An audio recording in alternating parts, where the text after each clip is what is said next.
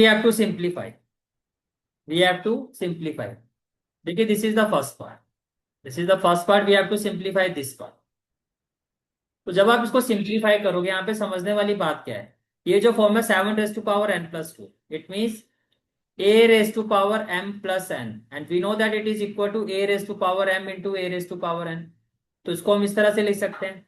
तो first of all it will be equal to, numerator में क्या हो जाएगा, 7 raised to power n into 7 raised to power 2 -3 into, similarly इसको कैसे लिखोगे, 7 raised to power n into 7 raised to power 1 upon, ये क्या हो जाएगा, 20 into 7 raised to power n -2 into 7 raised to power n, -2 into क्या हो जाएगा, 7 raised to power n. Clear हो गया यहाँ तक? ठीक है. अब देखिए, न्यूमरेटर में क्या है, 7 raised to power n, हम कॉमन ले सकते हैं.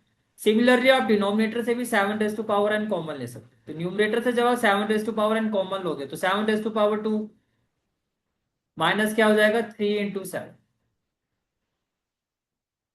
डिनोमिनेटर में भी कॉमन क्या आ जाएगा, 7 raised to power n, bracket में क्या हो जाएगा, 20, और माइनस में क्या हो जाएगा, 2.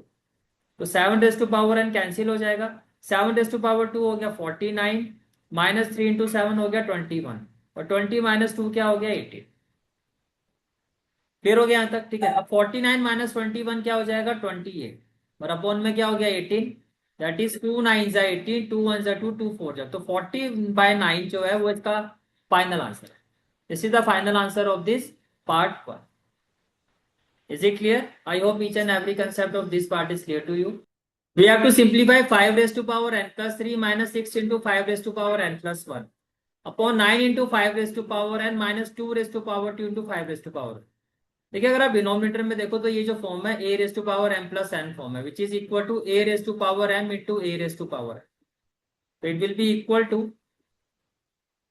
न्यूमरेटर में क्या होगा, 5 raised to power n, इसको हम ऐसे लिख सकते हैं, into 5 raised to power 3 -6 into 5 raised to power n plus 1, इसको क्या लिखोगे, 5 raised to power n into 5 raised to power 1. Denominator 9 into 5 raised to power n, तो 9 into 5 raised to power n -2 raised to power 2 into 5 raised to power n. Clear हो गया यहाँ तक? ठीक है. अब देखिए, यहाँ तक न्यूमरेटर की बात है. न्यूमरेटर से हम 5 raised to power n common ले सकते हैं. न्यूमरेटर से और डिनोमिनेटर से भी हम 5 raised to power n common ले सकते हैं. What we will have, 5 raised to power n within bracket 5 raised to power 3 -6 into 5 raised to power 1 क्या होगा, 5 upon 5 raised to power n common आ जाएगा, ब्रैकेट में क्या हो जाएगा, 9 - 2 raised to power 2. तो what we will have, 5 raised to power n तो कैंसिल हो जाएगा, 5 raised to power 3 that is 125, और 6 इंटू 5 क्या हो जाएगा, 30 अपॉन 9 2 raised to power 2 क्या हो जाएगा, 4. क्लियर हो गया? ठीक है. 125 - 30 क्या होगा, 95, और अब 9 - 4 क्या होगा, 5. तो 5 1 5, 5 9 45. This is the final answer of this part. This is the final answer of part 2. Question is we have to simplify 16 into 2 raised to power n plus 1 minus 4 into 2 raised to power n upon 16 into 2 raised to power n plus 2 minus 2 into 2 raised to power n plus 2. As we know that a raised to power m plus n is equal to a raised to power into a raised to power n. It means 2 raised to power n plus 1 can be written as 2 raised to power n into 2 raised to power 1. Similarly, 2 raised to power n plus 2 can be written as 2 raised to power n into 2 raised to power 2. ये clear हो गया? ठीक है. अब कैसे इसको approach करोगे question को आप? First of all it will be equal to 16 into 2 raised to power n into 2 raised to power 1. 2 raised to power n into 2 raised to power 1 minus 4 into 2 raised to power n upon 16 into 2 raised to power n into 2 raised to power 2 minus 2 into 2 raised to power n into 2 raised to power 2. ये कुछ इस तरह से हो जाएगा.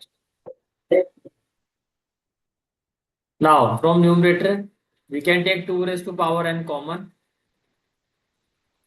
and from denominator we can take 2 raised to power n common. What we will have 2 raised to power n, अगर आप common लेते हो तो ब्रैकेट में क्या हो जाएगा 16 into 2, और माइनस में क्या हो जाएगा 4 अपॉन। देखिए यहाँ से आप कॉमन 2 raised to power 2 भी ले सकते हो, पर उससे कोई बेनिफिट नहीं होगा क्योंकि न्यूमरेटर में 2 raised to power 2 नहीं है। That is why we will only take common 2 raised to power n. After taking 2 raised to power n common from denominator, what we will have 16 into 2 raised to power 2, that is 4, minus 2 into 2 raised to power 2, that is 4. Now what we will do, 2 raised to power n will be cancelled out. 16 to the 32, 32 minus 4, that is 28. 16 4 the 64, 2 4 जाए 64 minus 8, that is 56, तो ये हो जाएगा 56। Now 28, 7 4 the 28, 7 8 the 56, 4 1 the 4, 4 2 the 8. So the final answer of this question is 1/2, and this is the final answer of this question. This is the final answer of this question.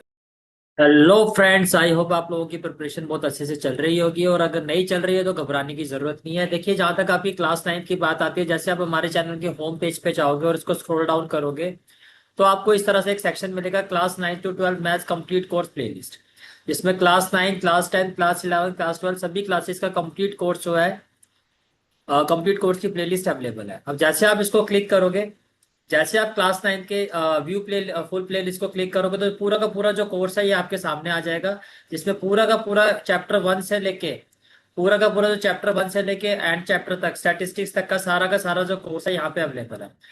इसके अलावा जैसे आप इसी home section पर, home page पर जैसे scroll down करोगे, जैसे कि आप देख सकते हो, स्क्रॉल डाउन करोगे, what you will see, class 10 की चैप्टर वाइज प्लेलिस्ट। जैसे ही आप इसको क्लिक करोगे तो आप देख सकते हो चैप्टर वाइज पूरे पूरे चैप्टर की प्लेलिस्ट यहाँ पर अवेलेबल है। जिस चैप्टर की आपको प्रिपरेशन करनी है उस चैप्टर की प्लेलिस्ट को आप देख सकते हो और अच्छे से अपनी प्रिपरेशन कर सकते हो। ये आप देख सकते हो chapter 7, chapter 8, chapter 9, chapter 10, chapter 11, chapter 12, last chapter आपका स्टैटिस्टिक्स है। हर चैप्टर के इंडिविजुअल कंप्लीट कोर्स के एक एक क्वेश्चन, एक एक एग्जाम्पल मैंने इसमें डिस्कस किया, वो अच्छे से आप अपनी प्रिपरेशन कर सकते हो। इसके अलावा जैसे आप स्क्रॉल डाउन करोगे, what you will see, NCERT examiner और सैंपल पेपर रिवीजन सीरीज। जब आपका पूरा कोर्स एनसीईआरटी का कंप्लीट हो जाता है तो पार्ट 1, जैसे कि आपका टर्म 1 शुरू होंगे तो टर्म 1 का पूरा सैंपल पेपर का आपका सैंपल पेपर है टर्म 1 के। उसके बाद एक्स्ट्रा क्वेश्चन सारे अवेलेबल है, एग्जामिनर चैप्टर वाइज सारे मैंने करवा रखा है यहाँ पे, तो सारा का सारा कोर्स यहाँ पर अवेलेबल है। आप अच्छे से इसकी हेल्प से अपनी तैयारी कर सकते हो। इसके अलावा मैं चैप्टर वाइज चैप्टर जो आपके साथ इंपॉर्टेंट क्वेश्चन है वो सारे मैं आपको करवाता जाऊंगा।